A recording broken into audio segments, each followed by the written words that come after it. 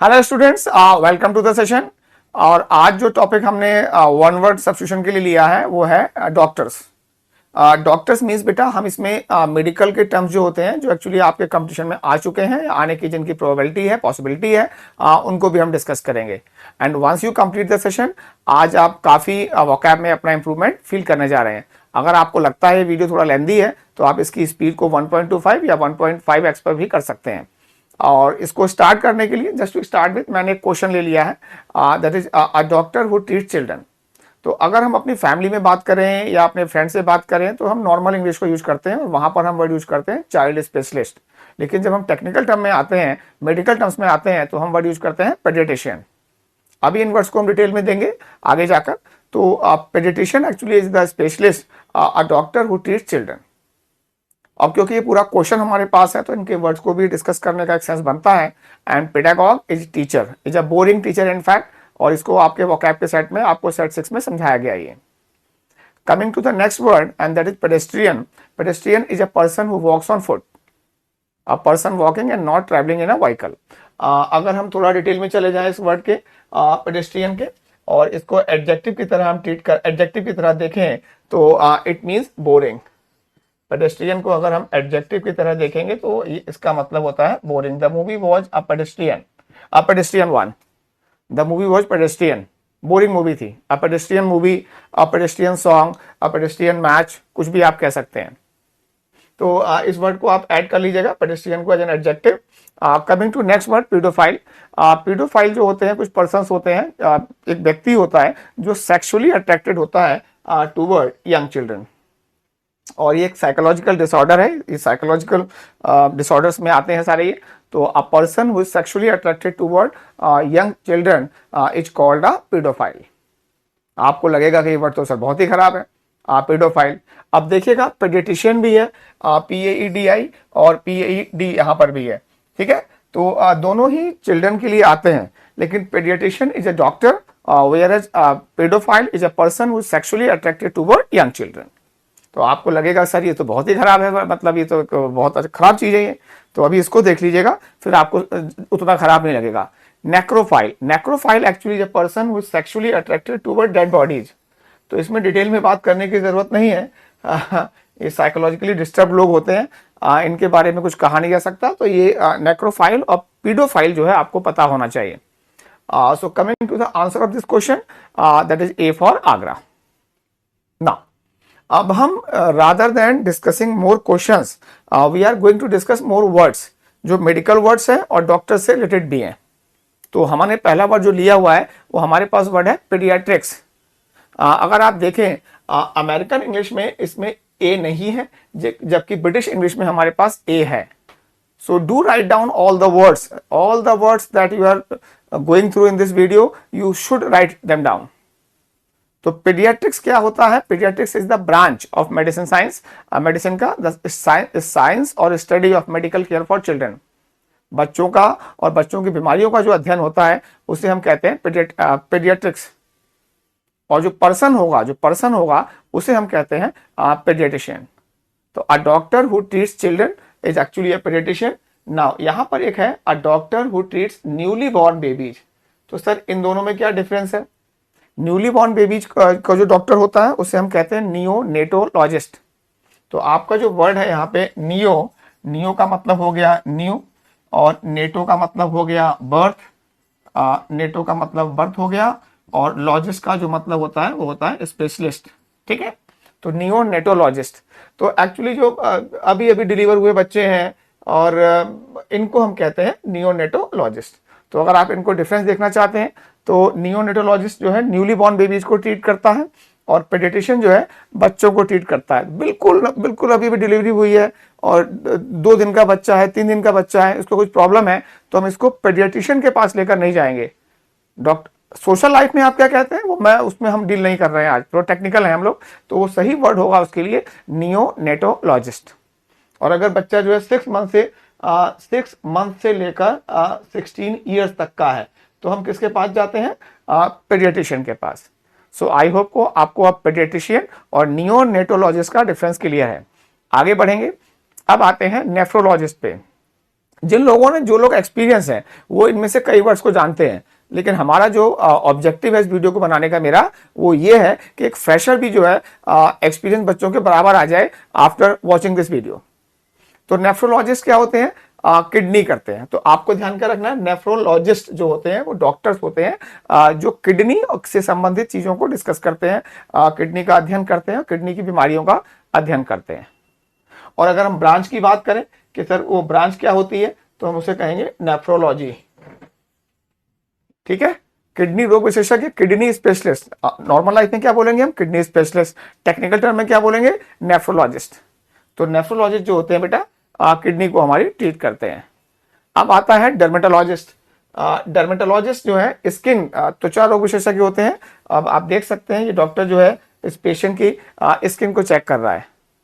तो this doctor happens to be a dermatologist and whereas this doctor is a nephrologist. तो nephrologist clear है, dermatologist clear है, pediatrician clear है, neonatologist clear है। ठीक है, आगे बढ़ेंगे। ट्राइकोलॉजी। अब ट्राइकोलॉजी क्या होती है, इस वर्ड को क्यों लिया गया है, देखिएगा जरा, the study of the hair and scalp. तो इसको हम हिंदी में, और ट्राइकोलॉजिस्ट कौन होता है, जो बाल रोग, ये वाले बाल, हेयर की बात जो कर रहा हूं, तो ट्राइकोलॉजिस्ट कौन होंगे, ध्यान दीजिएगा, अ पर्सन हु स्टडीज और is an expert in hair and the scalp. तो अगर मैं इस खोपड़ी को अपनी दिखा रहा हूं तो मैं जाऊंगा ट्राइकोलॉजिस्ट के पास, डर्मेटोलॉजिस्ट के पास नहीं जाऊंगा। तो ये सुपर स्पेशलाइजेशन है, सुपर स्पेशलाइजेशन होता है और थोड़ा अलग अलग सेट टर्म है। तो डर्मेटोलॉजिस्ट स्किन को देखते हैं, ट्राइकोलॉजिस्ट बाल को और स्कैल्प को देखते हैं। आई होप ये वर्ड क्लियर हो गया आपको।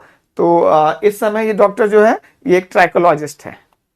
आइएगा, तो अब तक जो हमने वर्ड्स किए बीच बीच में जो है रुकेंगे और इन सभी वर्ड्स को देखेंगे। तो अब आप क्या करेंगे, यहाँ पर इस वीडियो को पॉज करेंगे और जितने वर्ड्स आपको रेड कलर में दिखाई पड़ रहे हैं उसको आप राइट डाउन करेंगे। केवल वर्ड्स आपको लिखने हैं, उनकी डेफिनेशन आपको लिखनी नहीं है।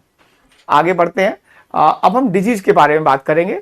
तो डिजीज को ब्रॉडली जो है हमने डिजीज को 3 टाइप्स में डिवाइड किया हुआ है, and these diseases are venereal, contagious and infectious. ये सभी टर्म्स आपके कंपटीशन में आने हैं, आ सकते हैं, आ चुके हैं। तो वेनेरियल डिजीजेस कैसी होती हैं, जो सेक्सुअल कॉन्टैक्ट से फैलती हैं, स्प्रेड बाय सेक्सुअल कॉन्टैक्ट। आपने जरूर सुना होगा एड्स है, गोनोरिया है, ये कुछ ऐसी सिफिलिस है, ये कुछ बीमारियां हैं जो सेक्सुअल कॉन्टैक्ट से फैलती हैं। तो अगर हम कहते हैं this person is suffering from some venereal disease, तो दैट मीन्स वो डिजीज इसको किसी के साथ फिजिकल कॉन्टैक्ट करने से आई है। कंटेजियस कहते हैं तो किसी के साथ टच क्लोज कॉन्टैक्ट, मैंने किसी का टॉवल यूज कर लिया, जैसे आपने कोरोना के बारे में सुना होगा। तो कोरोना एक वेनेरियल डिजीज नहीं थी, कंटेजियस डिजीज थी और कॉन्टैक्ट में आने से फैलती है। और इन्फेक्शियस, अगर वो एयर और वाटर के थ्रू फैल रही है तो वो इन्फेक्शियस है। आपने सुना होगा कई बार कि इनको इन्फेक्शन हो गया है इसको, ये तो डेफिनेटली जो इसने बीमारी कैच की है, जैसे कोल्ड है, जुकाम होता है, ये एक इन्फेक्शियस डिजीज है। तो 3 टर्म्स आपको क्लियर है, वेनेरियल, कंटेजियस एंड इन्फेक्शियस। आगे मूव करेंगे और यहां पर जो वेनेरियल डिजीज आपको समझ में आ गया, तो आप लोगों को अगर मैं एक्सप्लेन करूं, यौन रोग, a disease that is caused by having sex with the person who already has the disease। तो मैंने कुछ नाम लिए थे, सिफिलिस, गोनोरिया, ये 2 वर्ड शायद आपने ना सुने हो, लेकिन एड्स आपने पक्का सुना होगा। तो एड्स एक्चुअली एक वेनेरियल डिजीज है। आइएगा, तो वेनेरियोलॉजी, लॉजी का मतलब क्या हो गया, स्टडी हो गया। तो venereology, the study and treatment of sexually transmitted diseases. और सेक्सुअली ट्रांसमिटेड डिजीजेज को हम एसटीडीज भी कहते हैं। जब आप फोन से कॉल करते हैं तब भी आप कहते हैं हम एसटीडी कॉल कर रहे हैं, लेकिन यहां पर एक टर्म और भी है आपके लिए, सेक्सुअली ट्रांसमिटेड डिजीजेस। तो वेनेरियल डिजीजेज को हम क्या बोल सकते हैं, एसटीडीज। तो इसको एक एसटीडी हो गया है, इसका मतलब कॉल से नहीं है, सेक्सुअली ट्रांसमिटेड डिजीज इसको हुई है। और जो डॉक्टर इसको ट्रीट करेगा, that doctor will be called venereologist. ठीक है, doctor who studies and treat sexually transmitted diseases. So I hope आपको क्लियर हो गया होगा। अब हम जो वर्ड आते हैं सेक्सोलॉजी और सेक्सोलॉजिस्ट पर आते हैं। वेनेरियोलॉजिस्ट क्या करता है, वेनेरियोलॉजिस्ट जो है सेक्सुअल कांटेक्ट के द्वारा जो बीमारियां होती हैं उनको ट्रीट करता है।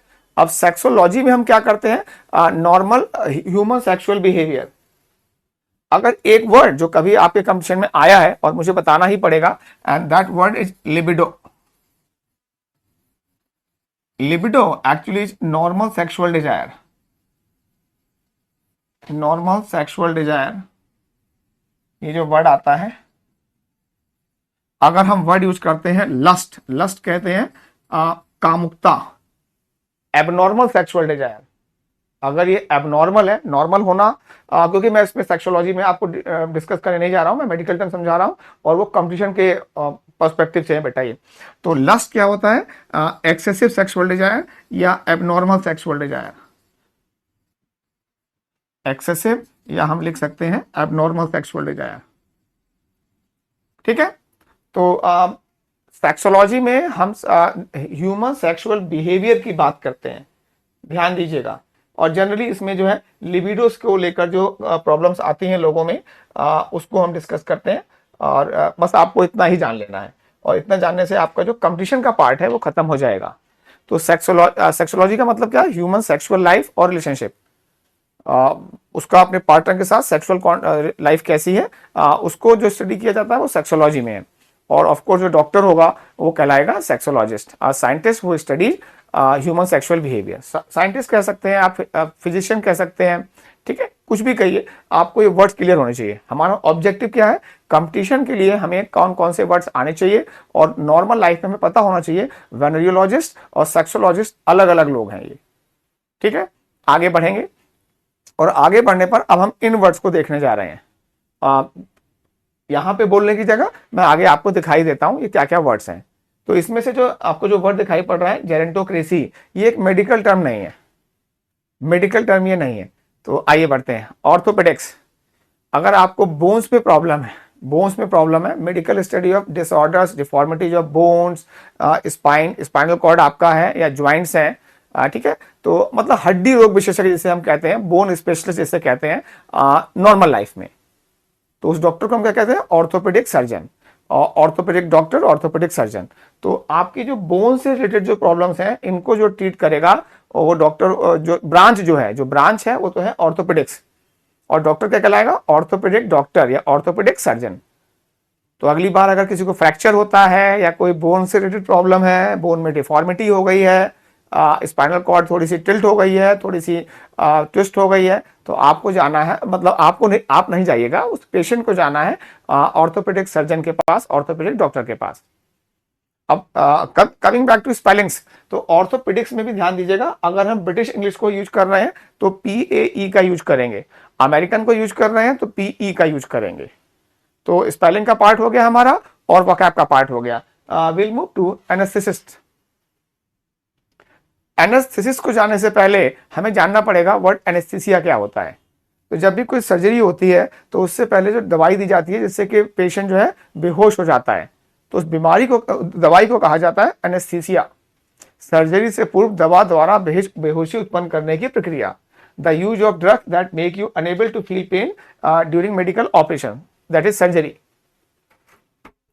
तो एक डॉक्टर होगा, जब शायद आप में से बहुत छोटे हैं, आपको एक्चुअली OR ऑपरेशन थिएटर में जो OT जो है, ऑपरेशन रूम, ऑपरेशन थिएटर में क्या क्या होता है उसका बहुत अच्छा आइडिया ना हो.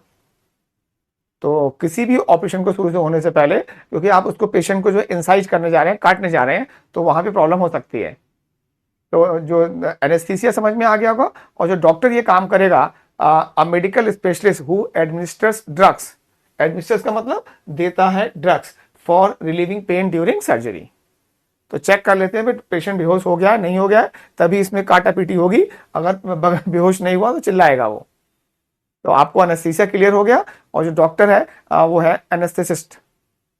लिखना है इन वर्ड्स को, अभी हम ग्रुपिंग करेंगे बाद में इनको. ये नाउ पेडियाट्रिक्स और पेडियाट्रिशियन तो आपको क्लियर है. पेडियाट्रिक्स जो है ब्रांच है, और जो पेडियाट्रिशियन है वो डॉक्टर होता है. तो अ doctor who treat children. Now हमारे पास अब एक आता है जेरियाट्रिक्स. जैसे पेडियाट्रिक्स है, ये इसमें किसको स्टडी करते हैं? चिल्ड्रन का. तो जेरियाट्रिक्स में किसको क्लियर करते हैं? ओल्ड पीपल का. बस आपको इतना ध्यान रखना है, ओल्ड पीपल. तो बच्चों का डॉक्टर क्या कहलाएगा? पेडियाट्रिशियन. और बुजुर्गों का डॉक्टर क्या कहलाएगा? Geriatrician. A doctor who studies and treats the diseases of old people. तो अगर यहाँ छोटा बच्चा लेटा होता तो ये डॉक्टर क्या कहलाता? पेडियाट्रिशियन. अभी यहाँ पे एक ओल्ड लेडी लेटी हुई है, तो the doctor will be called geriatrician, जरा रोग विशेषज्ञ, हिंदी में कहा जाता है जरा रोग विशेषज्ञ। और ऐसा जो है आप लोगों ने ऐसे डॉक्टर्स को अभी अपने सिटी में देखा नहीं होगा, क्योंकि हमारे यहाँ तो बस हर रोग का एक ही इलाज है, एक ही डॉक्टर के पास चले जाइए। But there are specifications, there are specialisations जो आपको जरूर आने चाहिए। तो अब हमारे पास paediatrician, a doctor who treat children, geriatrician, a doctor who treats old people. तो दोनों में डिफरेंस दिखाई पड़ेगा। ये कौन हो गया? पेडियाट्रिशियन। ये कौन हो गया? जेरियाट्रिशियन। एक अभी हमारे पास और टर्म था नियोनेटोलॉजिस्ट, जो न्यूली बॉर्न बेबीज को ट्रीट करता है, that doctor is called neonatologist. आगे बढ़ेंगे तो जेरियाट्रिशियन क्लियर है। अब हम आते हैं जेरेंटोलॉजिस्ट पे। IST लिखा हुआ है तो डॉक्टर ही होगा कोई, लेकिन ये थोड़ा सा एक अलग टर्म है। तो जेरेंटो जो हमारा कीवर्ड निकल के आ रहा है, GERO, GER जो आ रहा है, that relates to old people. तो जेरियाट्रिशियन जो ओल्ड पीपल को प्रॉब्लम्स होती हैं उनको ट्रीट करता है। जेरेंटोलॉजिस्ट क्या करता है वो देख लीजिएगा, अ person who studies the process of people growing old. लोग जब बूढ़े होते हैं तो उनमें क्या क्या चेंजेस होते हैं, और हमें मतलब प्रोएक्टिव होने के लिए जो बुजुर्गों को प्रॉब्लम हो सकती है उसके बारे में सजेस्ट करते हैं ये। तो जेरेंटोलॉजिस्ट ये स्टडी करता है कि लोग बूढ़े कैसे होते हैं। ठीक है, तो आपको डिफरेंस क्लियर हो गया होगा। अब हम आते हैं जेरेंटोक्रेसी। डेमोक्रेसी, प्लूटोक्रेसी, ओलिगोक्रेसी, कई प्रकार की क्रेसीज हैं जिनके लिए मैं एक अलग से आपको वीडियो बना दूंगा मैं। लेकिन जेरेंटोक्रेसी होती है गवर्नमेंट बाय ओल्ड पीपल, बुजुर्गों के द्वारा चलाई जाने वाली सरकार, गवर्नमेंट बाय ओल्ड पीपल। बस आपको इतना लर्न कर लेना है, गवर्नमेंट बाय ओल्ड पीपल। तो जो आपकी कंट्री में, आपकी स्टेट में जो गवर्नमेंट रन की जा रही है, अगर उसमें बूढ़े लोग हैं, सभी बूढ़े चला रहे हैं उसको, तो हम कहेंगे हमारे यहाँ जेरेंटोक्रेसी है। तो एक ब्रॉडर टर्म तो हमारे पास जो आता है वो डेमोक्रेसी आता है, लेकिन इन क्रेसीज को लेकर मैं एक अलग वीडियो लाऊंगा। अगर मुझे लगता है कि आपको ये वीडियो पसंद आया तो इसी प्रकार के और वीडियोज भी आपको दिए जाएंगे। तो जेरियाट्रिशियन और जेरेंटोलॉजिस्ट में डिफरेंस क्लियर होना चाहिए, और जेरेंटोक्रेसी जो है एक मेडिकल टर्म नहीं है। आगे बढ़ेंगे, गैस्ट्रोएंटरोलॉजी। गैस्ट्रोएंटरोलॉजी में जो है हम पेट के अंदर होने वाली बीमारियों को अध्ययन करते हैं। तो आपको जो स्टमक है जो आपका, उसमें जो प्रॉब्लम होती है, एसिडिटी है, गैस है, बर्पिंग है, ये जो प्रॉब्लम्स होती हैं, इसको जो ट्रीट करेगा वो डॉक्टर कहलाएगा गैस्ट्रोएंटरोलॉजिस्ट। आप नॉर्मल लाइफ में क्या बोल सकते हैं? स्टमक स्पेशलिस्ट ऐसे बोल सकते हैं। हिंदी में पेट के डॉक्टर के पास जा रहे हैं। पेट के डॉक्टर के पास आप नहीं जा रहे हैं, आप जा रहे हैं गैस्ट्रोएंटरोलॉजिस्ट के पास। गैस्ट्रोएंटरोलॉजिस्ट, IST लगाना पड़ेगा वाई को हटाकर। तो गैस्ट्रोएंटरोलॉजी में आपको समझ में आ गया हम क्या स्टडी करते हैं, the study and treatment of diseases of stomach and intestines. तो आपकी आंतों में प्रॉब्लम है, पेट में प्रॉब्लम है, आपका जो पेट का पार्ट है, आप पेट रोग विशेषज्ञ, उदर रोग विशेषज्ञ हिंदी में लिखा दिखाई पड़ेगा आपको, लेकिन मेडिकल टर्म जो है उस डॉक्टर को कहा जाएगा गैस्ट्रोएंटरोलॉजिस्ट। तो स्पेलिंग चेक कर लीजिएगा, और डेफिनेटली ये वर्ड्स आपको लिखने होंगे। अभी हम ग्रुपिंग करने जा रहे हैं बाद में थोड़ा सा आइएगा। तो अब तक जो हमने जो ग्रुपिंग की, अभी जो हमने वर्ड्स पढ़े थे, ऑर्थोपेडिक्स है, एनेस्थेसिस्ट है, जेरियाट्रिशियन है, जेरियाट्रिक्स है, जेरेंटोलॉजिस्ट है, जेरेंटोक्रेसी है, एंड गैस्ट्रोएंटरोलॉजी है। और डेफिनेटली अब तक हमने ये सारे वर्ड्स डिस्कस कर लिए। तो यहाँ पर वीडियो को आप पॉज कर सकते हैं कुछ समय के लिए और इन वर्ड्स को लिख सकते हैं, और अपने आप को मेमोराइज कर सकते हैं कि क्या क्या वर्ड्स हैं। अगर आप इनको एक दो बार रिवाइज कर लेंगे तो ये वर्ड्स आपको ऐसे पता हो जाएंगे जैसे Sunday, Monday, Tuesday, Wednesday, Thursday, Friday, Saturday भी आएगा उसमें। ठीक है, आगे बढ़ेंगे। तो अब हम जो वर्ड्स डिस्कस करने जा रहे हैं वो ये वाले वर्ड्स हैं। एक एक करके लेते हैं इन वर्ड्स को। ऑन्कोलॉजी, ये एक ऐसा एक्चुअली है जो मैं भी डिस्कस नहीं करना चाहता हूं। ऑन्कोलॉजी को कहते हैं the study and treatment of tumours. Tumours का मतलब क्या होता है? कैंसर। तो कैंसर को जो ट्रीट करेगा बेटा डॉक्टर, उसे हम क्या बोलेंगे? ऑन्कोलॉजिस्ट। ये कैंसर से लड़ते हैं। अ doctor who studies and treat tumours in the body. तो बॉडी में जो एबनॉर्मल ग्रोथ ऑफ सेल होती है, एबनॉर्मल ग्रोथ ऑफ सेल जो होती है, that creates tumours, tumours create कर देती है। और इसी को सुना होगा, कैंसर हो गया है इनको, तो अनफॉर्चुनेटली अगर किसी को कैंसर हो गया है तो जो ब्रांच जिसमें इसका स्टडी किया जाता है वो ब्रांच है ऑन्कोलॉजी, जो आपको दिखाई पड़ रहा है, the study and treatment of tumours. And doctor को हम कहते हैं कैंसर ऑन्कोलॉजिस्ट। नॉर्मल लाइफ में क्या बोलेंगे? कैंसर स्पेशलिस्ट, कैंसर विशेषज्ञ, बट मेडिकल टर्म क्या है? ऑन्कोलॉजिस्ट। आगे बढ़ते हैं और अब आता है गायनेकोलॉजी। फिर से स्पेलिंग चेक कर लीजिएगा, अमेरिकन इंग्लिश में ए नहीं है, ब्रिटिश इंग्लिश में ए आएगा। महिलाओं को जो होने वाली समस्याएं हैं, लेडीज को जो समस्याएं जो होती हैं, उनका जो स्टडी किया जाता है वो करा जाता है गायनेकोलॉजी में। Gynaecology, medical study of diseases in women, specially of the reproductive organs. महिलाओं को बच्चा नहीं हो रहा है या मतलब मिसकैरेज हो जाता है, रिप्रोडक्टिव ऑर्गन्स की जो प्रॉब्लम्स होंगी उनको जो स्टडी किया जाएगा वो ब्रांच कहलाती है गायनेकोलॉजी, और डॉक्टर कहलाएगा गायनेकोलॉजिस्ट, स्त्री रोग विशेषज्ञ। नॉर्मल लाइफ में लेडी डॉक्टर हम कहते हैं, बट शी और he is a gynaecologist. Spelling पे भी ध्यान रखना है हमको। ब्रिटिश इंग्लिश में हमें ए का यूज करना है, गायनेकोलॉजिस्ट। आप अगर किसी को लेडी को पेट में प्रॉब्लम है, डाइजेशन नहीं हो रहा है, तो वो तो जाएगा गैस्ट्रोएंटरोलॉजिस्ट के पास। किडनी में प्रॉब्लम है, नेफ्रोलॉजिस्ट के पास। तो रिप्रोडक्टिव ऑर्गन से संबंधित जो भी समस्याएं हैं वो डील की जाती हैं गायनेकोलॉजिस्ट के द्वारा। नाउ अब हमारे पास आता है ऑब्स्टेट्रिक्स। जैसे हमने पढ़ा पेडियाट्रिक्स पढ़ा, ऐसे हमारे पास ऑब्स्टेट्रिक्स है। तो इसको जब मैं सिखाऊंगा आपको, ये प्रसूति विज्ञान, बर्थ ऑफ चिल्ड्रन, या हम इसे कह सकते हैं चाइल्ड डिलीवरी, प्रसव, जब बच्चे को डिलीवरी कराई जाती है तो इसका अध्ययन किसमें किया जाता है? ऑब्स्टेट्रिक्स में। और डॉक्टर को हम क्या कहेंगे? ऑब्स्टेट्रिशियन, प्रसूति विज्ञानी या विज्ञान, ठीक है। A doctor with special training in how to care for pregnant women and help in the birth of babies. एक लेडी को बच्चे मतलब वो कंसीव नहीं कर पा रही है, प्रेग्नेंट नहीं हो पा रही है, तो वो किसको देखेगी? गायनेकोलॉजिस्ट को। और एक लेडी को अब बेबी की डिलीवरी होने वाली है, तो वो किसको देखेगी? ऑब्स्टेट्रिशियन को। और जो मेडिकल साइंस में जो एक ही डॉक्टर जो होता है वो गायनेकोलॉजिस्ट भी होता है और ऑब्स्टेट्रिशियन भी होता है। तो अगर आप अपनी नॉलेज के लिए कभी भी किसी डॉक्टर्स को देखें और वहां लिखा हुआ है महिला रोग विशेषज्ञ, तो जरूर देखिएगा वहां पर ये लिखा होगा MBBS DGO, ये जो लिखा हुआ। तो G for gynaecology and O for obstetrics, ठीक है, diploma in gynaecology and obstetrics. तो आप एक ऑब्जर्वेशन करिएगा, अगर आप जाएं और किसी डॉक्टर को जानते हो जो कि लेडी स्पेशलिस्ट है, तो वहां पर MBBS DGO ऐसे जरूर लिखा होगा। तो अगली बार आपको पता लग जाएगा जी का मतलब यहाँ पे गायनेकोलॉजी है और ओ का मतलब जो है ऑब्स्टेट्रिक्स है।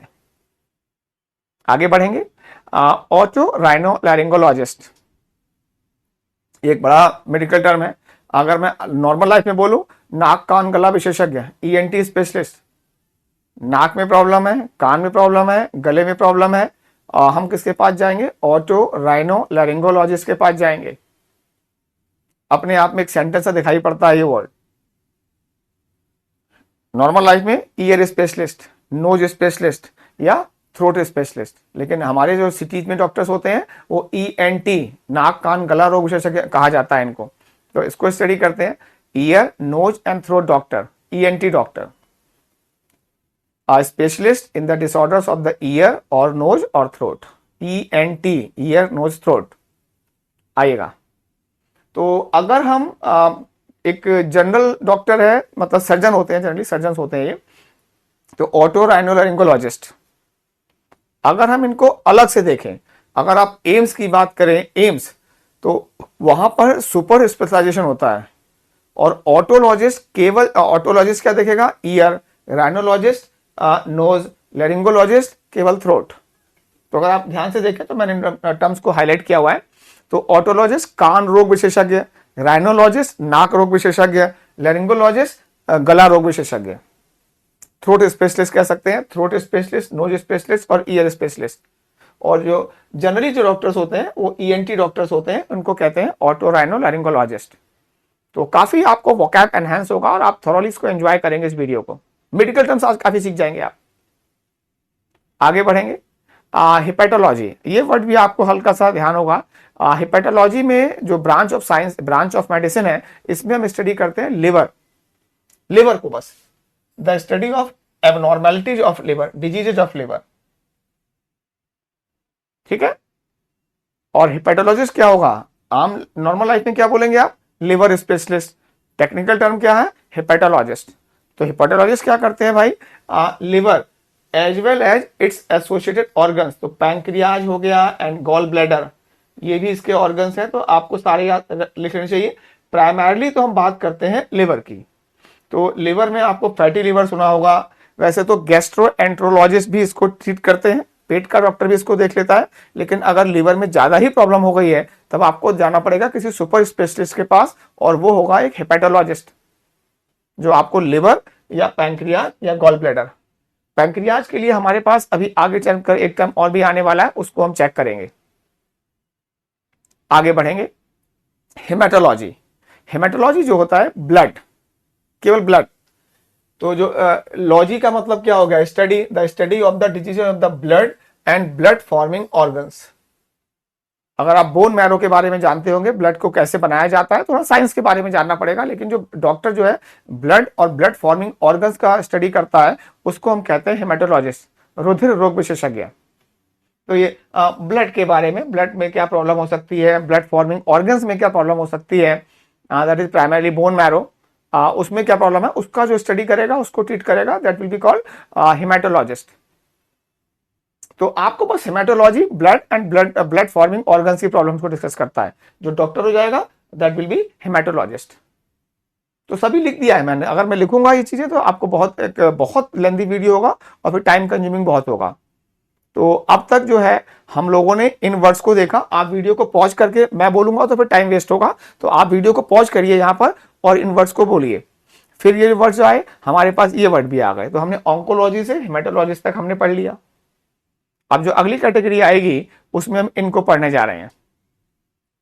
काफी अच्छे वर्ड्स हैं, आपको डेफिनेटली अच्छा लगने जा रहा है।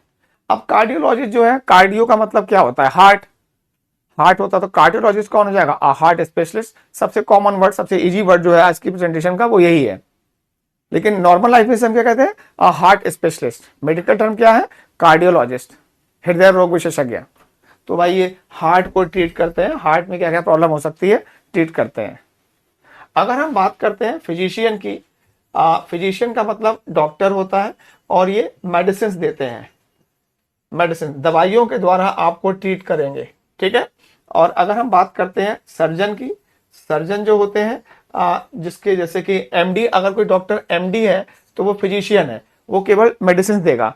अगर किसी डॉक्टर के आगे एमबीबीएस के आगे एमएस लिखा हुआ है तो वो सर्जरी करता है।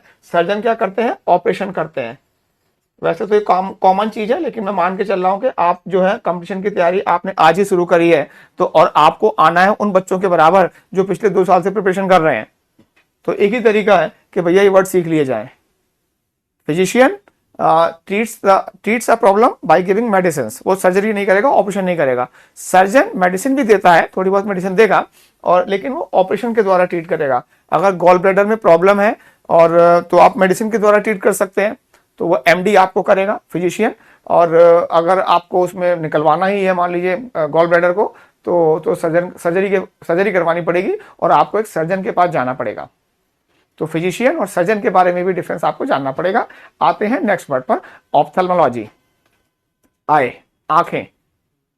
तो ये तो लॉजी तो क्या हो गया, ब्रांच हो गया, the scientific study of eyes and their diseases. तो अगर हम डॉक्टर की बात करेंगे तो हम क्या कर देंगे, ऑप्थेल्मोलॉजिस्ट, बस वही है। लॉजी को क्या कर देना है, LOGIST, लॉजिस्ट कर देना है। फिर हमारे पास आता है ऑप्टिशियन और ऑप्टोमेट्रिस्ट। तो ये क्या होते हैं, ये ऑप्थेल्मोलॉजी क्या होता है, एमबीबीएस एमएस डॉक्टर होता है। एमबीबीएस करने के बाद एमएस करना पड़ता है, स्पेशलाइजेशन है, तो डॉक्टर होता है। लेकिन एक ऑप्टिशियन क्या होता है, ये चश्मे बनाने वाला होता है। ये आंखों का ट्रीटमेंट नहीं करता। तो अगर आप ध्यान से देखें इसमें, तो ये कौन है, ये चश्मे बेच रहा है, ये कौन हो गया, ऑप्टिशियन। और ये डॉक्टर जो है आंखों की बीमारी का इलाज कर रहा है, ये कौन हो गया, ऑप्थेल्मोलॉजिस्ट। तो आपको डिफरेंस बहुत क्लियर होना चाहिए। ऑप्टिशियन को, जिसको हम ऑप्टोमेट्रिस्ट भी कहते हैं, आप जाते होंगे, आपके सिटी में चश्मे की दुकान मिलती होगी, तो वो एक ऑप्टिशियन है। लेकिन eye doctor is called an ophthalmologist. तो दोनों का डिफरेंस क्लियर है। ऑप्टिशियन चश्मे बनाता है और ऑप्थेल्मोलॉजिस्ट आइज की प्रॉब्लम को डायग्नोज करता है और उनको ट्रीट करता है, एंड इफ नीड भी सर्जरी भी करेगा। तो कैटरेक्ट सुना होगा, ग्लोकोमा सुना होगा, जो प्रॉब्लम्स होती हैं आइज की, सर्जरी के द्वारा भी सही की जाती हैं। तो ऑप्थेल्मोलॉजिस्ट ये कौन है भाई साहब? ये है ऑप्थेल्मोलॉजिस्ट। ये कौन है? ऑप्टिशियन। तो ये डिफरेंस अगर आपको समझ में आ रहा है तो आपने बस एक वीडियो में जो है बाजी मार ली और उन बच्चों के बराबर आ गए जो पिछले 2 साल से तैयारी कर रहे हैं और उसने वो वीडियो नहीं देखा, आपने वीडियो देख लिया, तो आप उससे आगे चले जाएंगे। तो आई एज्यूम एंड के ऑप्थेल्मोलॉजिस्ट और ऑप्टिशियन का डिफरेंस जो है बेटा आपको क्लियर है। आगे आएंगे थोड़ा सा ग्लैंड्स, अगर हम साइंस के बारे में जाएं, साइंस की बात करें तो थोड़ा सा आपने 2 प्रकार की ग्लैंड पढ़ी होंगे, exocrine glands and endocrine glands. Exocrine glands क्या होती हैं? थोड़ा सा देखते हैं। वो ये ग्लैंड्स होती हैं जो कि अपने प्रोडक्ट्स को अपने जो प्रोडक्ट्स हैं जो भी ये बनाती हैं, do not put substances directly into the blood but export their product through tubes for use outside the body. तो अगर हमें पसीना आ रहा है, हमें आंसू आ रहे हैं, स्वेट है और टीयर्स हैं, तो ये काम किसका होगा? एक्सोक्राइन ग्लैंड्स का। एक्सोक्राइन ग्लैंड्स होंगी। और एंडोक्राइन ग्लैंड्स क्या होती हैं? जो अपने प्रोडक्ट को सीधा ब्लड में सिक्रीट करती हैं। तो इसमें जनरली जो है हार्मोन्स और एंजाइम्स। अगर आपकी दाढ़ी आ रही है, आप छोटे से भी, अभी छोटे छोटे बच्चे थे, अभी दाढ़ी आनी शुरू हो गई है, अब बड़े हो गए हैं आप लोग, ये तो ये काम हार्मोन्स का है। और हार्मोन जो रिलीज करने वाली ग्लैंड्स होंगी वो होंगी endocrine glands. I hope you got it. Relating to glands that put hormones and enzymes, enzymes यहाँ लिखा हुआ नहीं है, and other products directly into the blood. Exocrine gland अपने प्रोडक्ट्स को आउटसाइड बॉडी, तो आपका मैं दिखाता हूं आपको, जैसे स्वेट है, टीयर्स है, सलाइवा है, मिल्क, बच्चे माँ का दूध पीते हैं, तो ये काम जो है एक्सोक्राइन ग्लैंड का है, ठीक है। और जो एंडोक्राइन ग्लैंड्स हैं ये हार्मोन्स को सीधा ब्लड में सिक्रीट कर देती हैं। तो इतना आइडिया आपको अंतःस्रावी बहिःस्रावी करके पता होगा। आज हम एक और टर्म्स लेते हैं, exocrine glands and endocrine glands. इतना सब लिखना नहीं है आपको, क्योंकि लिखा हुआ तो आपको मिल ही जाएगा। आपको तो ये पता होना चाहिए एक्सोक्राइन क्या होता है और एंडोक्राइन क्या होता है। एक्सोक्राइन ग्लैंड्स अपने प्रोडक्ट्स को ब्लड में सिक्रीट नहीं करते, और एंडोक्राइन ग्लैंड्स अपने प्रोडक्ट को जो भी बनाती हैं उनको डायरेक्टली ब्लड में सिक्रीट कर देते हैं। Endocrine, exocrine. नाउ हॉर्मोन्स हैं that controls your moods, growth, development, metabolism, organs and production. GS के हिसाब से भी पढ़ लेंगे, अगर जीएस के हिसाब से, तब भी आपको बढ़िया आइडिया मिल जाएगा इसका। तो एक्सोक्राइन, एंडोक्राइन में मानता हूं कि आपको क्लियर हो चुका है। नाउ एंडोक्राइनोलॉजी तो अध्ययन हो जाएगा, स्टडी हो जाएगा। एंडोक्राइनोलॉजी में क्या होता है? Medical study of endocrine systems and hormones. और एंडोक्राइनोलॉजिस्ट कौन हो जाएगा? डॉक्टर। एक्चुअली जो डायबिटीज को ट्रीट करता है, अभी हमने वर्ड की थी बात हिपेटोलॉजिस्ट की। हिपेटोलॉजिस्ट जो है प्राइमरली किसको ट्रीट करता है? लिवर को, लेकिन वहां पे लिखा था पैंक्रियाज एंड गॉल ब्लैडर। और पैंक्रियाज हमारा क्या सिक्रीट करता है? इंसुलिन। इंसुलिन क्या कंट्रोल करता है? ब्लड में शुगर लेवल को कंट्रोल करता है, ठीक है। और अगर शुगर लेवल थोड़ा सा डिस्टर्ब हुआ तो हमें क्या हो जाएगी? डायबिटीज। तो पैंक्रियाज जो है एक एंडोक्राइन ग्लैंड है जो इंसुलिन क्रिएट करती है, वो अभी आगे मैं समझाता हूं आपको। तो एंडोक्राइनोलॉजिस्ट अगर आता है तो एक तो आप चीज कर सकते हो भैया, जो हार्मोन्स की जो वेरिएशन है, एबनॉर्मलिटीज है, उनको ट्रीट करता है। और क्योंकि इंसुलिन एक हार्मोन है, और जनरली जो है आम जीवन में जो प्रॉब्लम हमें होती है, हमें कभी भी एक मेडिकल प्रॉब्लम नहीं है अगर किसी बॉय के प्रॉपर दाढ़ी नहीं आ रही है, तो एक्चुअली हार्मोनल इम्बैलेंस है।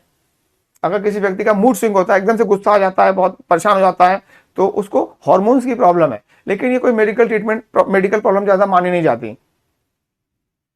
अगर बहुत ही सेंसिटिव और सेंसिबल फैमिली है तो वो चीजों को समझती है कि प्रॉब्लम हो रही है, लेकिन शुगर के प्रॉब्लम को ज्यादा माना जाता है। तो एंडोक्राइनोलॉजिस्ट को मैंने यहां लिखा हुआ है डायबिटीज। मूड स्विंग्स को हमारे यहाँ कोई इंडियन सोसाइटी में ज्यादा वैल्यू नहीं देते, बोलते पागल है, ये पागल ना, पागल नहीं है, उसकी बॉडी में हार्मोन्स ढंग से सिक्रेट नहीं हो रहे हैं और वो थोड़ा सा एंग्शियस, नर्वस हो जाता है। तो आइडियली जो है ट्रीटमेंट कराना चाहिए। प्रैक्टिकली कोई ट्रीटमेंट नहीं कराया जाता, ये आप सब जानते होंगे। और आगे वाले समय में अभी आप छोटे हैं, लाइफ में आगे बढ़ेंगे तो इन चीजों को जानेंगे, बट इस समय इसको रोकते हैं। एंडोक्राइनोलॉजिस्ट को हम क्या कहते हैं? मधुमेह रोग विशेषज्ञ, डायबिटीज स्पेशलिस्ट हम कह सकते हैं, ठीक है। और एंडोक्राइनोलॉजी हार्मोन्स की बात है, और इंसुलिन एक्चुअली एक हार्मोन है। ठीक है। और दूसरा लिखा हुआ a doctor who specialization in diagnosing, रोग, सही रोग का पता करने में, and treating diseases with the body's hormone. I hope कि आपको समझ में आ जाएगा। एंडोक्राइनोलॉजिस्ट डॉक्टर हो गया, और जो ब्रांच ऑफ स्टडी हो गया वो एंडोक्राइनोलॉजी हो गया बेटा। ये आगे बढ़ते हैं। पॉडियाट्रिस्ट, अब पॉडकास्ट आपने सुना होगा, आईपॉड सुने होंगे, सॉरी ईयरपॉड सुने होंगे, आईपॉड नहीं, माय माय मिस्टेक, ठीक है, ईयरपॉड सुने होंगे। पॉडियाट्रिस्ट या कायरोपॉडिस्ट एक्चुअली एक फिजिशियन होता है, फिजिशियन। तो और ये क्या करते हैं बेटा, ये लोगों के पैरों का उपचार करते हैं, लोअर एक्सट्रीमिटी। तो जो पैर जो है, हम उसे मेडिकल टर्म में जो यूज किया जाता है वो कहते हैं लोअर एक्सट्रीमिटी।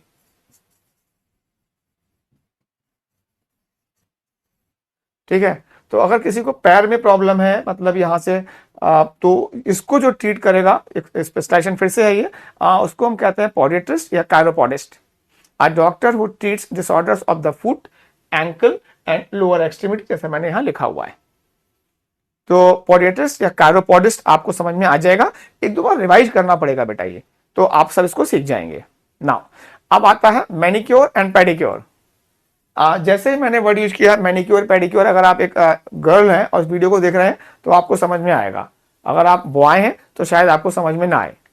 तो जैसे ही बात आती है मैनिक्योर पेडिक्योर की, हमें ध्यान आता है ब्यूटी पार्लर। तो ब्यूटी पार्लर में जो लोग काम करते हैं, they are not physicians, they are not doctors. तो मैनिक्योर क्या होता है बेटा, नाखूनों को और हाथों को सुंदर बनाने की कला होती है मैनिक्योर। और पेडिक्योर क्या होता है, पैर को सुंदर बनाने की कला है। तो पेडिक्योर वाले, जो पेडिक्योर आप करवा रहे हो तो पैर में आपकी गंदगी लग गई है तो उसको साफ किया जाता है। लेकिन पॉडियाट्रिस्ट जो होता है आपका, और कायरोपॉडिस्ट, वो डॉक्टर है, फिजिशियन है। और ये तो आपको ब्यूटी पार्लर में जो कुछ मिल जाएंगी लड़कियां, जो आपके पैर साफ करेंगी और उस पर नेल पेंट लगाएंगी, पेडिक्योर कर रही होंगी, तो फिर आपको भैया पैर में कर रही होंगी। तो आप इसको आराम से पढ़ सकते हैं। The care and treatment of person hands and nails, और फीट, पैर, और पैर की उंगलियों के नाखून जो होते हैं, पैर की उंगलियों के नाखून, उनका होता है टोनेल्स। तो मैनिक्योर और पेडिक्योर भी क्लियर हो गया। और ज्यादा मैं डिटेल में बोलूंगा तो फिर लेंदी वीडियो हो जाएगा, तो मैं उस डिटेल में जा नहीं रहा हूं। But what I want you to do, podiatrist, chiropodist, manicure and pedicure आपको पता होना चाहिए, दैट इज द ऑब्जेक्टिव। आएंगे। तो अभी हमने इन वर्ड्स को देखा, तो अभी जो हमारा जो आया तो ये आया, लेकिन इसके साथ साथ हम ये वर्ड्स भी देख चुके हैं, ठीक है, और इन वर्ड्स को भी हम देख चुके हैं। तो आप वीडियो को पॉज करते करते रहेंगे और अगर लिखते रहेंगे तो आपको आपका वैल्यू एडिशन तो पक्का होने जा रहा है। आइएगा, अब आते हैं मेडिकल टर्म्स पे। Hyperglycaemia, hypoglycaemia, hyperthermia, hypertension, hypotension, hypermetropia, short sighted, myopia, long sighted and metabolism. आए हाइपरग्लाइसीमिया, इसको नॉर्मल लाइफ में कहा जाता है शुगर हो गई है, इनको शुगर की बीमारी हो गई है, मतलब हमारे ब्लड में जो है शुगर बढ़ रहा है। और शुगर को कंट्रोल कौन करता है बेटा, insulin, hormone produce in the pancreas. मैंने भी कहा था, बात कर रहे थे एंडोक्राइनोलॉजी की। तो अगर आपके पैंक्रियाज में मान लीजिए जितना इंसुलिन प्रोड्यूस होना चाहिए, जितना इंसुलिन बनना चाहिए उतना नहीं बन रहा है, उतना बन नहीं रहा है, तो फिर ब्लड में जो है शुगर जो है ज्यादा हो जाएगा, और इसी को हम कहते हैं हाइपरग्लाइसीमिया। दूसरी कंडीशन, पैंक्रियाज में जितना इंसुलिन बनना चाहिए उससे ज्यादा बन रहा है, उससे ज्यादा बन गया, और तो ज्यादा इंसुलिन बनेगा तो सारा जो ब्लड में जो हमारा ग्लूकोज लेवल है उसको खींच के बाहर ले आएगा। तो ब्लड में जितना ग्लूकोज होना चाहिए उससे कम हो जाएगा। अगर ब्लड में ग्लूकोज लेवल या शुगर का लेवल आप कह के चलें, अगर ज्यादा हो गया तो हाइपरग्लाइसीमिया, और अगर कम हो गया तो हाइपोग्लाइसीमिया। तो कई लोगों को देखा होगा आपने फैमिली में जो मीठा नहीं खाते, रीजन भी ये थोड़ा सा ट्रिगर कर देता है हाइपरग्लाइसीमिया को, डायबिटीज को, जैसे कि मैं और मेरी वाइफ जो है, उन्हें मीठा अच्छा लगता है, मीठा खाते हैं, उनके ब्लड में शुगर लेवल थोड़ा कम रहता है। तो अगर किसी व्यक्ति को ज्यादा शुगर लेवल ज्यादा है ब्लड में तो हाइपरग्लाइसीमिया, जिसको हम डायबिटीज कहते हैं। और डिटेल में जाने की जरूरत नहीं है, ये I can go but there is no need. और अगर ब्लड में शुगर लेवल सामान्य से कम हो गया तो हाइपोग्लाइसीमिया। तो इसी को पढ़ लेते हैं। The condition of having too high a level of blood sugar is hyperglycaemia, अगर having too lower level of blood sugar is called hypoglycaemia. Diabetes इसे ही कहा जाता है भाई। आई होप के समझ में आ गया होगा। तो अब आते हैं हाइपरथर्मिया। तो हाइपर का मतलब क्या हो जाएगा, सामान्य से ज्यादा। हाइपो क्या हो जाएगा, सामान्य से कम। नॉर्मल लाइफ में आपने पढ़ा होगा फीवर, बुखार। फीवर में क्या होता है, 98.6 डिग्री फ़ारेनहाइट से अगर टेम्परेचर ज्यादा हुआ तो हम इसे क्या कहते हैं, फीवर हो गया। तो फीवर क्या टेक्निकल टर्म क्या है, हाइपरथर्मिया। लेकिन जो हमारे सोल्जर्स हैं, जो कारगिल में डिप्लॉयड हैं, या किसान हैं जो खेतों में काम कर रहे हैं, या आपकी ममा है जो आपके घर में काम कर रही है, ठंडे पानी से बर्तन धुल रही हैं कई बार, तो उनको उनकी बॉडी का टेम्परेचर सामान्य से कम हो जाता है, and this problem is called hypothermia, अल्पताप। A medical condition in which the body temperature is much lower than normal. Normal कितना होता है, वो आप 98.6 डिग्री फ़ारेनहाइट ये होता है। अगर ज्यादा हो गया तो हाइपरथर्मिया, कम हो गया तो हाइपोथर्मिया। क्या प्रॉब्लम आ रही है याद करने में, कोई प्रॉब्लम नहीं, आएंगे। Hypertension, high blood pressure. High blood pressure, तो high blood pressure, low blood pressure आप जानते हैं, blood pressure that is higher than normal. तो हाइपर ज्यादा, हाइपो कम। सामान्य से कम हो गया हाइपर, कम हो गया हाइपो, ज्यादा हो गया हाइपर। कई बार इंग्लिश में सुना होगा आपने, बोलते हैं ओए हाइपर क्यों हो रहा है, मतलब भाई जैसे आम व्यक्ति बात करता है वैसे बात करना। तो हाइपर हाइपो भी समझ में आ गया। और हमारे पास जो है हाइपरग्लाइसीमिया, हाइपोग्लाइसीमिया, हाइपरथर्मिया, इसे हम क्या कहते हैं, फीवर। आपने बचपन से खूब सुना होगा फीवर। तो आज हमने टेक्निकल टर्म सुना इसका, हाइपरथर्मिया। तो हाइपोथर्मिया भी है, हाइपरटेंशन भी है, हाइपोटेंशन भी है बेटा। आएंगे, आगे बढ़ेंगे। बहुत अच्छे वर्ड्स हैं, hypermetropia, myopia, short sighted, long sighted, far sighted. तो इनको हम मेडिकल टर्म्स के अकॉर्डिंग और नॉर्मल इंग्लिश के अकॉर्डिंग इनको स्टडी करने जा रहे हैं। हाइपरमेट्रोपिया एक्चुअली एक आइज का डिफेक्ट है, जिसमें दूरदृष्टि दोष, और इसको निकट दृष्टि दोष हिंदी में कहा जाता है। तो हाइपरमेट्रोपिया में होता क्या है, ये ध्यान रखिएगा। हाइपरमेट्रोपिया में जो इनेबिलिटी है, हम पास की चीजों को नहीं देख पाते हैं, दूर की चीजों को देख लेते हैं। The inability to see clear things that are near, to see clearly things that are near. Myopia में क्या होता है, जो दूर का है हमको दिखाई नहीं पड़ता। The inability to see clearly things that are far away, दूर की चीजों को देख नहीं पाते। तो एक्चुअली ये जो हिंदी का टर्म है निकट दृष्टि दोष, ऐसा लगता है निकट की दृष्टि खराब है ना, निकट की सही है, दूर की खराब है। इसमें लगता है दूर दृष्टि दोष, मतलब दूर की दृष्टि खराब है ना, दूर की सही है, पास का नहीं दिख रहा है। तो कई लोग चश्मा लगाते हैं इसलिए क्योंकि उनको दूर का दिखाई नहीं पड़ता, दूर का दिखाई नहीं पड़ता, और वो उनको क्या हो रखा है, मायोपिया। और जिनको पास का दिखाई नहीं पड़ता, दैट इज हाइपरमेट्रोपिया। मायोपिया आम जीवन में यूज किया जाता है वर्ड, नॉर्मल लाइफ में, ठीक है। अब आते हैं मायोपिया, अदूरदर्शिता। एक ऐसी स्थिति है, मान लीजिए हमारे जो पॉलिटिशियंस हैं, हम कहते हैं पॉलिटिशियंस को मायोपिया हो गया है, मतलब आजकल जो पॉलिसी फॉलो कर रहे हैं इसका फ्यूचर में क्या इफेक्ट होगा वो नहीं देख रहे हैं। तो एक व्यक्ति जो ये पता नहीं कर पाता कि आज जो काम कर रहा है इसका भविष्य में क्या परिणाम होगा, तो हम कहेंगे he is suffering from myopia. Suffering का मतलब यहां से नहीं बीमारी हो गई है कोई, जैसे आप आज किस केस में वीडियो देख रहे हैं, मतलब अपने करियर को लेकर सीरियस है। कुछ लोग जो है रील देख रहे हैं, म्यूजिक के वीडियो देख रहे हैं, समझ में नहीं आ रहा कि आने वाले समय में कंपटीशन कैसा होगा, जॉब्स की अवेलेबिलिटी कम होती जाएगी, कंपटीशन का लेवल टफ होता जाएगा, एक एक दो दो नंबर से कट ऑफ रुक जाएगी। तो हाइपर हिंदी के हिसाब से नहीं देखिएगा इनको। हाइपरमेट्रोपिया में पास की चीजें नहीं दिखाई पड़ती, दूर की सही पड़ती हैं। और मायोपिया में अगर आप 15-16 साल के चश्मा लगा हुआ है तो आपको मायोपिया होगा, लेकिन एक व्यक्ति 40 साल के बाद जैसी नजर कमजोर होती है उसे हाइपरमेट्रोपिया होता है।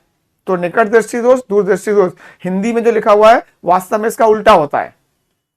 ये शायद आपके टीचर ने बता दिया होगा आपको। आएंगे तो हाइपरमेट्रोपिया, मायोपिया हो गया हमारे पास। अब शॉर्ट साइटेड, लॉन्ग साइटेड, ये तो समझ में आ गया, और मैंने समझाया हिंदी के हिसाब से उल्टा है ये।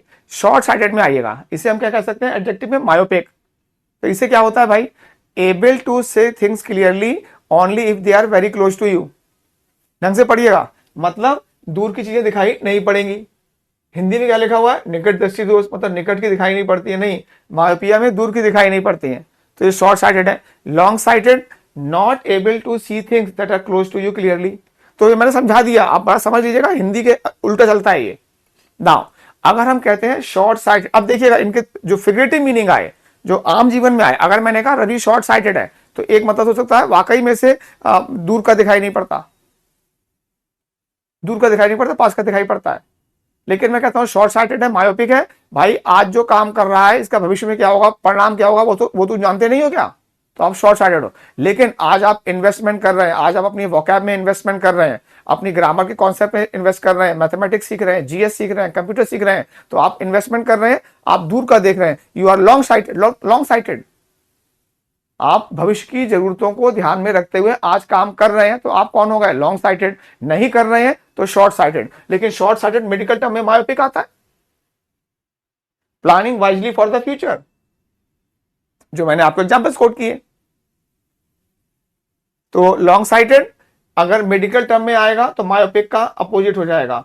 लेकिन अगर आप नॉर्मल लाइफ में लाओगे तो जो भविष्य के बारे में चिंता, भविष्य के बारे में प्लानिंग कर रहा है आज, दूरदर्शी है।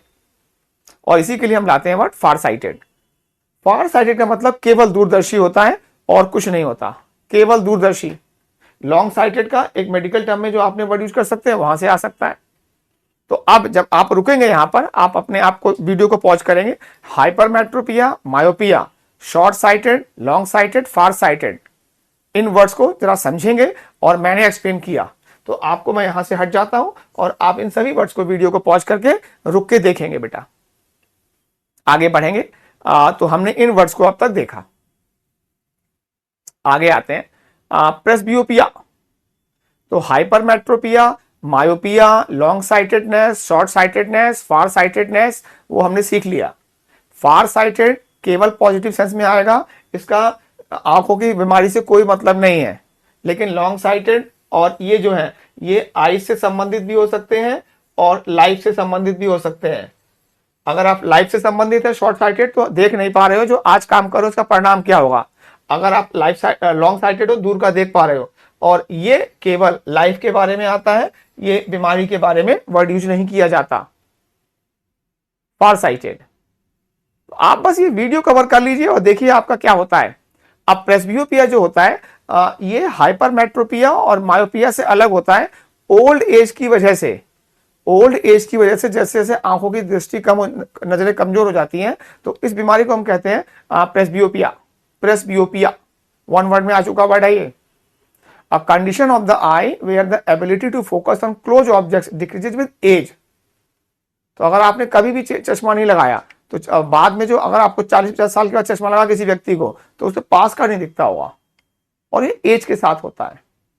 तो एक थोड़ा सा आई होप कि आप समझ पाएंगे, क्योंकि मैं मेरे पास लिबर्टी आप नहीं देते हैं मुझे, सर लॉन्ग वीडियो आप देखेंगे नहीं, तो बस मैं आपका काम चलवा रहा हूं यहाँ पे, बट ऑफ कोर्स डिस्कशन किया जा सकता है। मेटाबॉलिज्म, उपापचय, सर ये क्या होता है, क्यों पढ़ा रहे हो हमको इतना, मेडिकल टर्म्स आज यूज कर रहे हैं बेटा। मेटाबॉलिज्म क्या होता है, the chemical process that change food into energy, बस that change food into energy, food को एनर्जी में कैसे कन्वर्ट करता है। तो आप खाते बहुत है लेकिन आपकी बॉडी में लगता नहीं है, तो प्रॉब्लम कहाँ, डाइजेशन में हो सकती है और मेटाबॉलिज्म में हो सकती है। मेटाबॉलिज्म, तो डाइजेशन और मेटाबॉलिज्म में डिफरेंस क्या है। डाइजेशन क्या होता है, पाचन। मेटाबॉलिज्म क्या होता है, उपापचय। उपापचय क्या होता है भैया, केवल जो बॉडी जो है फूड को एनर्जी में कन्वर्ट करती है, इस प्रोसेस को हम क्या कहते हैं, मेटाबॉलिज्म। तो अगर दोनों को देखा जाए, डाइजेशन एंड मेटाबॉलिज्म को, तो डाइजेशन क्या होता है, शॉर्ट टर्म प्रोसेस है और मेटाबॉलिज्म एक लॉन्ग टर्म प्रोसेस होता है। दूसरा, occurs only in the digestive tract, intestine और स्टमक में होता है, और ये through out the body cells, क्योंकि एनर्जी तो पूरी बॉडी को चाहिए होगी। और ये ब्रेक्स, बस ये वाला याद कर लीजिएगा, breaks food into smaller components. और फूड से एनर्जी कैसे कितनी ली जा रही है, अगर खा तो खूब रहे हो, तो अगर आपने एक बड़ा बाइट लिया और बाइट को हमने बॉडी ने छोटे छोटे टुकड़ों में काट दिया तो आपका डाइजेशन सही है। लेकिन अगर आपकी बॉडी जो है, बॉडी जो फूड को एनर्जी में कन्वर्ट नहीं कर पा रही है, तो मेटाबॉलिज्म गड़बड़ है। तो हिंदी में पाचन और उपापचय जानने से कोई फर्क नहीं पड़ने वाला। What is going to make the difference is the actually how you know the difference between digestion and metabolism. तो खाने को छोटे टुकड़ों में तोड़ना इज कॉल्ड डाइजेशन, खाने से एनर्जी लेना इज मेटाबॉलिज्म। और बाकी आपको पढ़ने की जरूरत नहीं है, हमको ये पढ़ना है और बस थर्ड पॉइंट को हमें पढ़ लेना है। डाइजेशन और मेटाबॉलिज्म में डिफरेंस समझ में आ जाएगा। कुछ और मेडिकल टर्म्स लेते हैं जरा, और इसके साथ हम वीडियो को अब एंड भी करेंगे क्योंकि काफी लेंदी वीडियो फिर होगा। ITES, ITIS इसको हिंदी में प्रोनाउंस करते हैं, मतलब प्रोनाउंस किया जाता है itis, arthritis, hepatitis, nephritis, carditis. तो अगर कभी भी किसी मेडिकल टर्म में आपको लगा दिखाई पड़ जाए ITIS, आइटिस, इसका मतलब होगा सूजन, स्वेलिंग, इन्फ्लेमेशन। अगर हम कहते हैं कार्डाइटिस हो गया है तो आपके जो हार्ट है इसमें सूजन आ गई है, बिल्कुल आम जीवन की तरह यूज करिएगा। तो अब आते हैं हम वर्ड आइटिस। आइटिस का मतलब क्या होता है? सूजन, हिंदी में कहा सूजन, स्वेलिंग, मेडिकल टर्म में या इंग्लिश में कहते हैं इन्फ्लेमेशन, और स्वेलिंग तो हर अधिकतर लोगों ने सुना होगा बेटा आप में से। तो आइएगा, आर्थराइटिस खूब सुना होगा। आर्थराइटिस क्या होता है? ज्वाइंट्स में। तो ज्वाइंट्स में अगर सूजन आ जाएगी तो क्या बोलोगे? स्वेलिंग ऑफ ज्वाइंट्स को हम क्या बोलेंगे? आर्थराइटिस। हिंदी में कैसे बोलते हैं? जोड़ों में सूजन आ गई है, लिवर में सूजन आ गई है, हेपेटाइटिस, काफी सुना होगा। हार्ट में आ गई है, कार्डाइटिस हो गया। हाँ है, आइएगा और आगे बढ़ते हैं। राइनाइटिस, राइनो का मतलब क्या था? नोज, नोज में आ गई है। ऑटो राइनो लैरिंगोलॉजिस्ट पढ़ा हुआ है हम लोगों ने, ईयर नोज थ्रोट डॉक्टर जो बोला हमने। तो राइनाइटिस, नोज में इन्फ्लेमेशन, किसी ने मारा नाक पे घुसा और नाक में स्वेलिंग आ गई है। कान में आ गई है ओटाइटिस, गले में आ गई है लैरिंजाइटिस। कितना आसान तो है बेटा, ये कितना आसान है। आइएगा और देखते हैं जिंजिवाइटिस, हिंदी में क्या बोलते हैं? मसूड़ों में सूजन, मसूड़ों में सूजन आ गई है तो जिंजिवाइटिस हो गया। स्वेलिंग ऑफ गम्स, गम्स क्या होते हैं? मसूड़े। नेफ्राइटिस किडनी का होता है भाई, तो स्वेलिंग ऑफ किडनी हो गई है। तो ये वर्ड्स आप याद कर सकते हैं। मेनिंजाइटिस, थोड़ा सा ये थोड़ा डरावना वर्ड है ये, ब्रेन से संबंधित है ये। Swelling of the membrane surrounding the brain, brain के आसपास जो मेम्ब्रेन है उसमें स्वेलिंग आ गई है। दिमागी बुखार भी इसे कई लोग कहते हैं। तो मतलब मेडिकल टर्म इज मेनिंजाइटिस। बहुत सारे वर्ड्स बता दूंगा आपको मैं, लेकिन ऑफ कोर्स लेंदी वीडियो आपको पसंद नहीं आते। गैस्ट्राइटिस, गैस्ट्रो का मतलब क्या था? पेट। तो पेट में सूजन आ गई है तो आप बोलेंगे गैस्ट्राइटिस हो गई है भाई, स्वेलिंग ऑफ स्टमक। पेट में भी हो गई है और आंतों में भी हो गई है, gastroenteritis, swelling of stomach and other food passages that causes diarrhoea. इसको नहीं पढ़ना है कि डायरिया और वॉमिटिंग होता है। वॉमिटिंग हो रही है और डायरिया हो गया है, पेट दस्त ही दस्त आए जा रहे हैं, तो मतलब आपके पेट में और पेट से संबंधित जितने ऑर्गन्स हैं, ठीक है, जो पाचन संबंधित ऑर्गन्स हैं उसमें स्वेलिंग आ गई है। गैस्ट्राइटिस पेट की सूजन, गैस्ट्रोएंटेराइटिस पेट और आंत की सूजन। इसका परिणाम क्या होता है? उल्टी होती है या दस्त लग जाते हैं, डायरिया हो जाता है। तो आपने आइटिस समझ लिया। आइटिस का मतलब क्या हो गया? स्वेलिंग हो गया। आइएगा, तो हमने ये क्वेश्चन लिया था आज जब हमने सेशन स्टार्ट किया, ये क्वेश्चन लिया और इसका आंसर जो हमने लगा दिया था वो हमने देख लिया था। नेक्रोफाइल पेडोफाइल पढ़ाया था मैंने, और इसका आंसर जो था ए फॉर आगरा था। कुछ और क्वेश्चंस मैं ले रहा हूं, कुछ और क्वेश्चंस लेता हूं जो आते हैं। ये 24 के साथ ही मैंने इनको लिखा हुआ है, ठीक है। Medical study of skin and it's diseases. तो आंसर तो क्लियर होगा आपको। मेडिकल स्किन की जो होती है क्या होती है? डर्मेटोलॉजी होती है, लेकिन ऑर्थोपेडिक्स भी जान लेते हैं, एंडोक्राइनोलॉजी भी जान लेते हैं, गायनेकोलॉजी। अभी इसका आंसर जो है डर्मेटोलॉजी है, लेकिन कल ए ऑर्थोपेडिक्स, एंडोक्राइनोलॉजी और गायनेकोलॉजी भी आंसर हो सकते हैं ना बेटा। तो अगर आप कंपटीशन की प्रिपरेशन कर रहे हैं तो क्वेश्चन का आंसर है वो तो हमें पता होना चाहिए, लेकिन जो और ऑप्शंस दिए गए हैं उनके बारे में भी हमें कंप्लीट इंफॉर्मेशन होनी चाहिए। और इस नॉलेज के साथ अगर हम जाएंगे तो definitely we will come out victorious, सफल होकर लौटेंगे हम लोग। पढ़ लेते हैं। ऑर्थोपेडिक्स मैंने पढ़ा दिया है। डर्मेटोलॉजी जो आंसर हो गया, medical study of skin and disease, त्वचा रोग जो होता है। Orthopaedics bone and joints. Endocrinology बताया था ना, हार्मोन्स। और गायनेकोलॉजी महिलाओं को बीमारियां जो होती है specially of the reproductive organs. प्रजनन तंत्र जो होता है महिलाओं का, जो प्रजनन तंत्र है उसका स्टडी जो है गायनेकोलॉजी में किया जाएगा। सर अगर पुरुषों का हो जाए तो, पुरुषों का हो जाए तो वो नोट्स में नहीं है। इसे कहा जाता है मूत्र रोग विशेषज्ञ, यूरोलॉजिस्ट।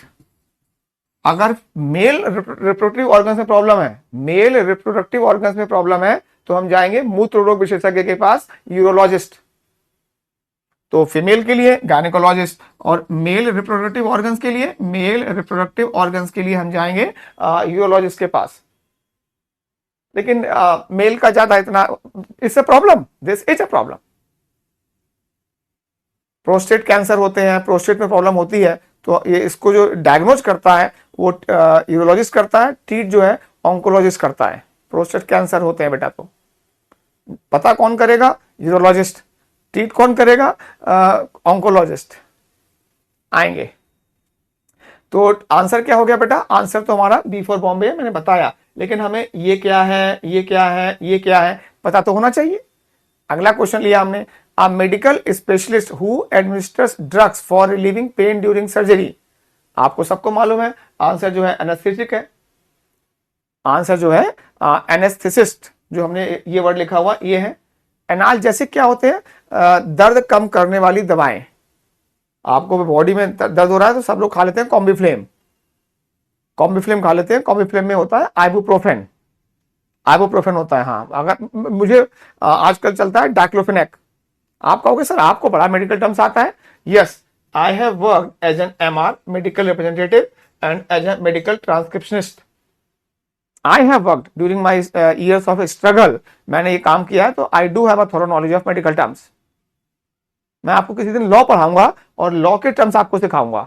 तो अगर आपको लॉ के वीडियो चाहिए, लॉ के टर्म्स चाहिए जो हमारे वन वर्ड में वोकैब में काम आते हैं और नॉर्मल लाइफ में काम आते हैं, तो आपको कमेंट बॉक्स में जाके कमेंट करना होगा बेटा इसके लिए। एनाल्जेसिक हो गया, यहाँ पे आते हैं। Analgesic a drug that reduces pain. Nephrologist kidney, dermatologist skin होता है। तो आंसर तो क्लियर हो गया, एनेस्थेसिस्ट। आंसर क्लियर है, ए क्लियर है। आंसर नेक्स्ट पे आते हैं, the branch of medical science which deals with the problems of the old. तो आपको मालूम है पीडियाट्रिक्स तो चिल्ड्रन का होता है, आंसर क्या आ जाएगा? जेरियाट्रिक्स। ऑब्स्टेट्रिक्स क्या होते हैं? चाइल्ड बर्थ, चाइल्ड डिलीवरी का जो एक्सपर्ट मतलब चाइल्ड डिलीवरी करवाते हैं, ऑब्स्टेट्रिक्स होते हैं। ऑन्कोलॉजी कैंसर होता है। तो एक बार मैंने दिखा दिया आपको क्या क्या है ये। जेरियाट्रिक्स आंसर हो गया, ऑन्कोलॉजी हम पढ़ चुके हैं, ऑब्स्टेट्रिक्स पढ़ चुके हैं, पेडियाट्रिक्स पढ़ चुके हैं। तो हमारा आंसर क्या हो जाएगा बेटा? ओल्ड के लिए है डी फॉर डायरी, जेरियाट्रिक्स हो गया। आइएगा, अ doctor who specialises in the disease of the nose. तो राइनोलॉजिस्ट, ऑटोलॉजिस्ट, पोडियाट्रिस्ट भी आपको मालूम है। कायरोपोडिस्ट, पैथोलॉजिस्ट क्या करते हैं?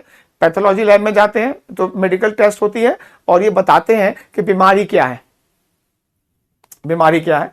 तो आंसर तो हो गया राइनोलॉजिस्ट। नोज का राइनो, ईयर का ऑटो। पैथोलॉजिस्ट क्या करते हैं? अ फिजिशियन हु प्रैक्टिसेस, इवैल्यूएट्स और सुपरवाइजेस डायग्नोस्टिक्स टेस्ट। तो ये बताते हैं कि बीमारी क्या है, ये ट्रीटमेंट नहीं करेंगे।